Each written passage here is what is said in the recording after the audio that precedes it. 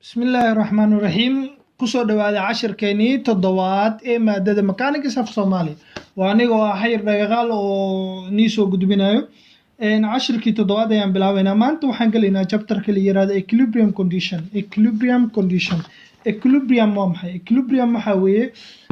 dhammaan forceska momentska waxa dhan waxa weeye inay zero imaadaan. Insha Allah waa arki doonaa. Example-kan ayaa ah example-ada ugu mid ka mid example-ada ugu adag inta kale waa fudud. Example-kan ayaa maanta doonaynaa inaan qaadano insha Allah. Waxaan imaanaynaa tire-kan oo halkan aad ugu jeedaan. Tire-kan waa uu socdaa. Sharaxaadda imaano 2500 pound wheel oo tire-ka ah culeyskiisa with a radius gacanka goobada gacanka ama tire-ka 3 feet is acting upon by the force of radius-ka f ilaa iyo origin-ka waa radius-kan goobada waa 3 feet waana force unknown lama yaqaano which tends taasoo u riixaysa to pull the wheel taasoo u riixaysa over obstruction dhankan waxaan halkan joojinaya dhankaas ay u riixaysaa f forces-kan lama yaqaano qiimihiisa tire-kan ay halkaas u jiidaysaa so marka waxaan ula baahan yahay the wheel is about to move marka wheelkana waa uu dhaqaaqaya the pressure between the wheel and the ground meeshan waa groundka maadaama ay meeshan groundka tahay wheelkan tire-kan iyo groundga pressure-ka u dhexeeyo meeshaas rb macnaha is zero Allah kana is zero lagu dhahaa so what is the magnitude of the force waa maxay qiimaha force-ga and if haddii tiitada ay tahay 30 degree so marka waxaan naga rabaa inaan soo saarno magnitude of the forceska inaan soo saarno okay meeshan intaanan forceska aanan soo saarin waxaan doonayaa inaan ku muujiyo xoogaa yar aa loo baahan yahay calculation in wax calculation lagu sameeyo waxaa ognahay radiuska goobada inta ilaa inta waa 3 feet waana la siiyey maadaama halkaas 3 feet yaa waxaa kaloo la siiyey obstruction ayaa jiro oo celinayo tire-kan inuu socdo maadaama uu tire-kan soconayo obstruction-ka height-kiisa waxaana la siiyey 1.5 feet waxaana ognahay goobada inta ilaa iyo halkaas inay 3 feet tahay marka maxaa soo hara 1.5 so obstruction-kan marka waxaan doonaynaa meeshan waxay lahaanay resistance-gana waxaa loogu yaqaanaa RA meeshan resistance-geeda macnaha meeshan laba wax iska taabanaya resistance ay leeyihiin waxaana la dhahay resistance at B0 oo halkan nagu jiro so marka waxaan soo saaraynaa meeshan forceska oo unknown-ka marka waxaa loo baahan yahay resistance at A tiitadeeda macnaha direction-ka ay ka jirto origin-ka marka halkan aan u bixino oo origin-ka ah kanna obstruction-ka aan u bixino A halkanna aan u bixino B marka O e B waa radius-ka lamid waa 3 feet so O e A waxay lamid tahay radius-ka oo ah 3 feet so marka waxaan dhahan O e A 3 feet waa laakiin O e B ma u baahnin waa 3 feet laakiin waxaan u baahnaa O e halkaas so maadaama ee totalka ay tahay 3 feet waxaan ka jaraynaa obstruction-ka height-kiisa 1.53 so then waxaan soo helaynaa tiitada oo ah 60 degree 1.5 oo loo qaybiyey 3 halkan 90 degree waa halkaana marka waxaan soo saaraynaa cos height-kan waxaan u qaybinaynaa 1.5 ka ayaa waxaan u qaybinaynaa 3gaas habituniska waxaan u qaybinaynaa cos so waxaan soo helaynaa degree marka imaana marka si aan u calculate karayno horaan u sheegnay meeshan waxaa la yiraahdaa free body diagram waxaan halkan yaalo ayaan free body diagram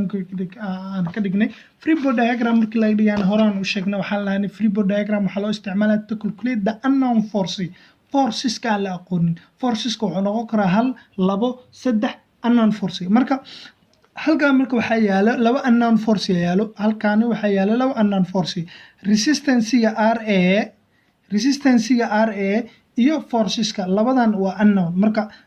meesha waxaa jiri lahayd RB jiri lahayd maadaama RB jiri lahayd directly su'aasha waxaa lagu siiyey RB is 0 aan Allah the pressure between the wheel and the ground is 0 so ma u baahnin inaan calculate gareyno RB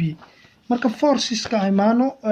free body diagram aan ka dhigno maadaama free body diagram ka dhignay f halkan ay tagaysaa ana halkan tagaysaa so marka waa hore u taqaanin meeshan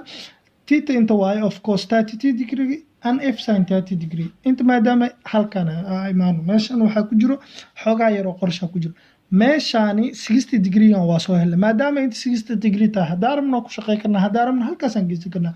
haddii inta 60 degree tahay kan cagsigiisa oo halkaasa waxay noqonaysaa 60 degree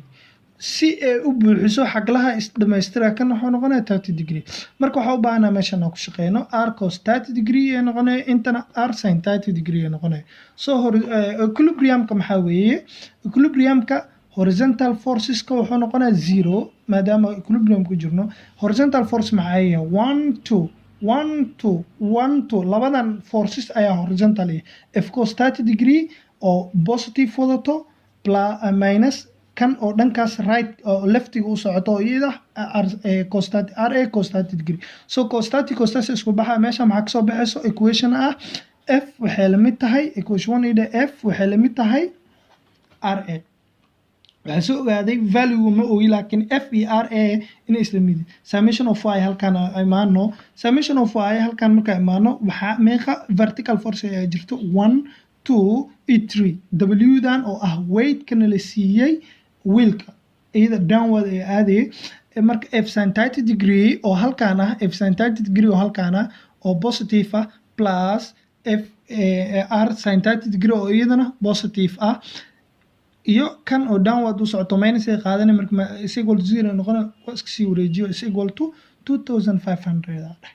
so marka maadaama equationka imaano equation 1 waxay ahayd f waxay la mid tahay ra labadooda mid ka radsamay ra dan bixiye aniga f aan ku bedel meesha ra